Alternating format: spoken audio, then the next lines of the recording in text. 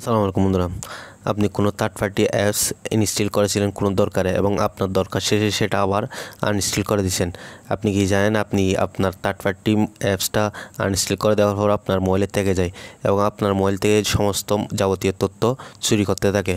তো আপনি কিভাবে আপনার মোবাইল থেকে থার্ড পার্টি অ্যাপসটা চিরতরে মোচন করবেন এবং আপনার মোবাইল হ্যাকারদের হাত থেকে বাঁচাবেন, আজকে ভিডিওতে সেই প্রসেসিংটাই দেখাবো।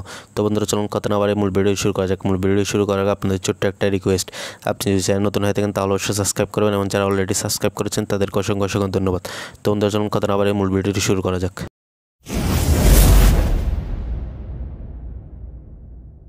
বন্ধুরা, কোনো থার্ড পার্টি অ্যাপস আপনারা আপনাদের মোবাইল থেকে আনইনস্টল করে দেওয়ার পরও সেটা থেকে গেলে আপনারা সেটা চিরতরে মোচন করার জন্য কী করবেন, আপনাদের মোবাইলের সেটিংস অপশনটাতে চলে আসবেন।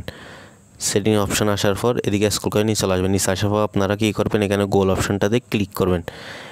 ক্লিক করার পর এরকম একটা ইন্টারফেস শো করবে, আপনারা স্ক্রল করে নিচে চলে আসবেন। নিচে আসার পর এখানে সেটিংস ফর গুগল অ্যাপস নামে যে একটা অপশন আছে সেটাতে আপনারা ক্লিক করবেন। ক্লিক করার পর উপরে যে কানেক্টেড অ্যাপস নামে যে একটা অপশন আছে সেটাতে আপনারা ক্লিক করবেন। ক্লিক করার পর আপনারা যে থার্ড পার্টি অ্যাপসগুলো ইনস্টল করেছিলেন এবং ইনস্টল করার পর আবার আনইনস্টল করে দিয়েছিলেন সেটা এখানে থেকে যায়।